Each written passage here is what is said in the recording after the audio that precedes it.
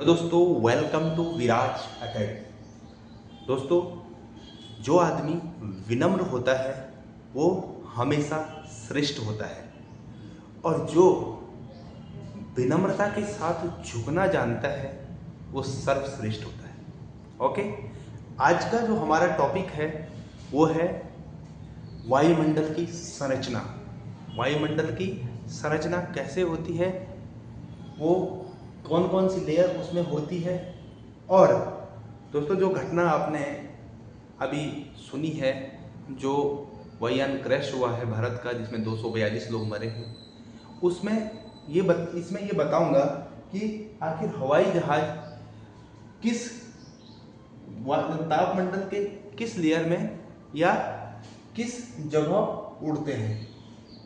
तो दोस्तों ये देखिए कि आपका ये अर्थ है, अर्थ का जो शेप होता है यानी जो आकार होता है वो कभी भी गोल नहीं होता। अर्थ को गोल मान लेते हैं हम, अर्थ को हम गोल मानते हैं, अर्थ गोल होती नहीं है। अर्थ का जो शेप होता है वो कीनों के शेप का होता है, यानी ऊपर और नीचे से फ्लैट। इसको हम बोलते हैं जियोड। अर्थ का जो शेप होता है वो क्या होता है, जियोड, कीनों के शेप का। तो यहाँ पे अगर अपना अर्थ है, हम अर्थ के सरफेस पे हैं, तो कैसे जो लेयर होती है अर्थ के ऊपर, पृथ्वी के ऊपर, यहाँ से जो 20 किलोमीटर तक, 0 से 20 किलोमीटर तक, उसको हम कहते हैं क्षोभ मंडल। 0 से 20 किलोमीटर तक की जो लेयर होती है उसको कहते हैं क्षोभ मंडल। इसी क्षोभ मंडल में बादल, वर्षा और तूफान इसी क्षोभ मंडल में आते हैं।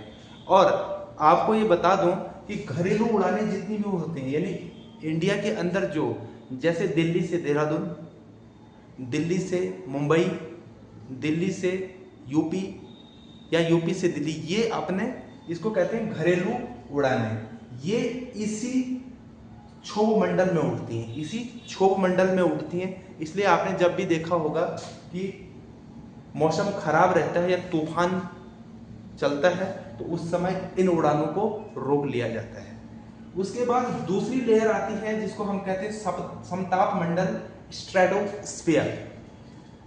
इसी स्ट्रेटोस्फीयर में अपने क्या इंटरनेशनल उड़ानें होती हैं, यानी यहाँ से, जैसे अभी जो जहाज क्रैश हुआ था वो अहमदाबाद से लंदन के जा रहा था। जो भी अंतरराष्ट्रीय इंटरनेशनल फ्लाइट होती है वो हमेशा समताप मंडल में उड़ते हैं। समताप मंडल में इसलिए क्योंकि यहाँ पे बहुत ज़्यादा उथल पुथल नहीं होती है, इसीलिए वो आराम से इस समताप मंडल में उड़ते। इसी समताप मंडल के कुछ इतने पार्ट, यानी इससे आगे अगर हम बढ़े तो यहाँ पे एक लेयर होती है ओजोन लेयर।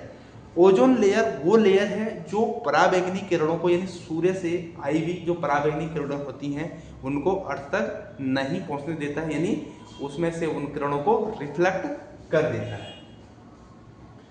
इससे 50 से अगर 80, यहाँ से 80 किलोमीटर तक ये वाली लेयर, इसको कहते हैं मध्यमंडल, मीजोस्फीयर। यहाँ का जो टेम्परेचर होता है वो बहुत माइनस में होता है, यानी -100 डिग्री सेल्सियस।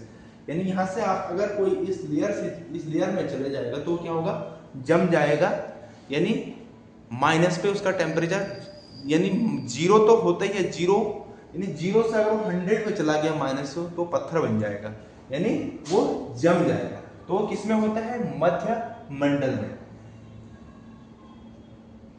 80 से 600 किलोमीटर तापमंडल, इसको बोलते हैं तापमंडल, यानी थर्मोस्फीयर, इसको कहते हैं थर्मोस्फीयर। और इसी थर्मोस्फीयर में एक लेयर होती है जिसको आयन स्फीयर बोलते हैं, आयन मंडल बोलते हैं।